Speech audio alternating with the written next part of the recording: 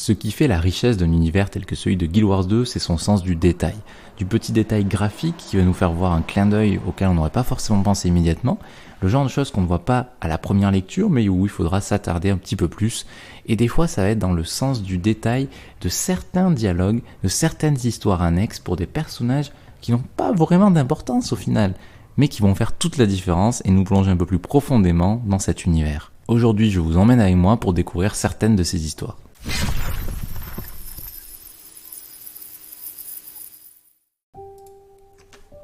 Avant de revenir en détail sur le personnage central de notre histoire du jour, j'aimerais vous reparler de la race des Draguers, et vous allez vite comprendre pourquoi.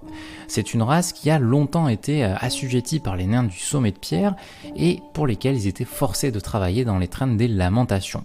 Les Draguers ont fini par se libérer et se battent aujourd'hui contre les Norns pour récupérer les territoires des cimes froides qui étaient occupés jadis par les nains. Certains de ces Draguers se sont échappés par des tunnels, rejoignant Cantab, loin, au sud. D'autres ont tenté de s'enfuir avant d'être de nouveau capturés et mis au travail dans les excavations de Vlox. Et certains demeurent toujours dans l'étreinte du Chagrin, qui est désormais la capitale draguère en Tyrie.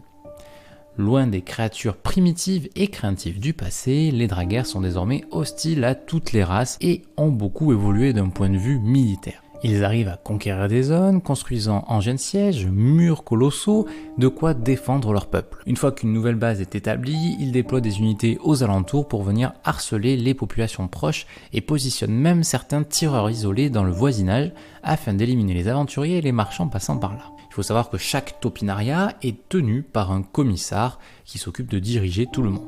Les Draguers sont même capables de construire des véhicules de destruction, capables d'abattre des fortifications, et ont fini par gagner le respect des Azuras avec leur technologie sonique, comme vous pouvez le voir avec leurs fusils, etc., et leur arsenal. Ils ont su adapter ce qu'avaient proposé en leur temps les nains, en y ajoutant une touche de leur propre culture et adapté forcément à leur capacité physique. Ayant vécu très longtemps sous terre, ils ont perdu la vue, comme des tops, et ont donc compensé par la technologie sonique. On sait qu'ils ont également participé avec la Légion de la Flamme à former l'Alliance de la Fusion quand Scarlet a voulu prendre d'assaut différentes zones de la Tyrie, dont l'Arche du Lion. Aujourd'hui, certains d'entre eux sont devenus pacifiques et se battent uniquement pour protéger les leurs. Vous aurez d'ailleurs l'occasion de rencontrer l'un d'eux dans les pics de Chef Tonnerre qui vous demandera un coup de main pour réaliser une mission bien particulière. Je vais vous parler aujourd'hui du vétéran Sergueï. Étant donné que vous ne braquez aucune arme sur moi, je présume que vous venez m'aider à m'occuper de mes camarades stigmatisés. J'ai la lourde tâche de tuer tous ceux que j'aimais.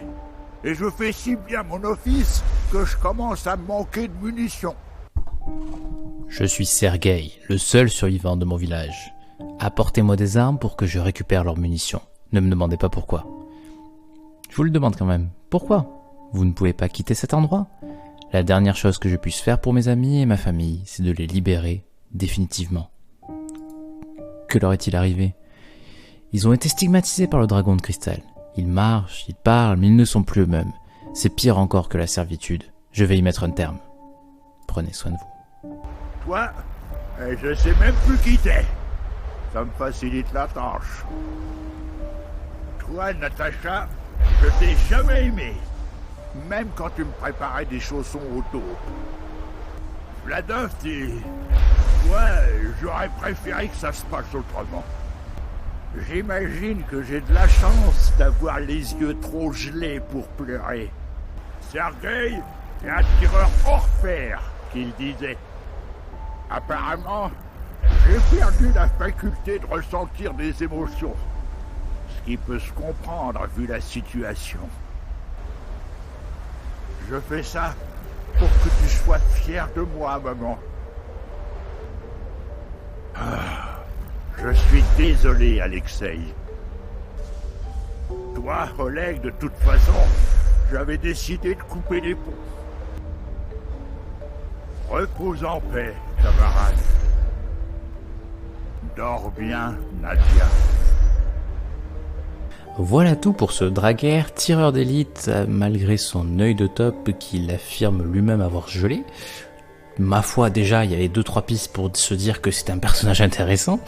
Et je trouve que vraiment c'est ce genre de détails qui vont faire la richesse de l'univers, et c'est justement parce qu'il y a certains PNJ qui ont des histoires un peu plus poussées, même si elles sont, voilà, vous voyez là il y a 10, 11 phrases comme ça qui tournent, mais n'empêche que on en apprend davantage sur lui, sur son peuple, sur la souffrance qu'il peut avoir suite à l'invasion de Kralkatorrik et son stigmate, et je trouve que ça fait toute la différence dans un jeu qui veut pousser son lore, qui veut pousser son univers et vraiment faire plonger les joueurs en son sein.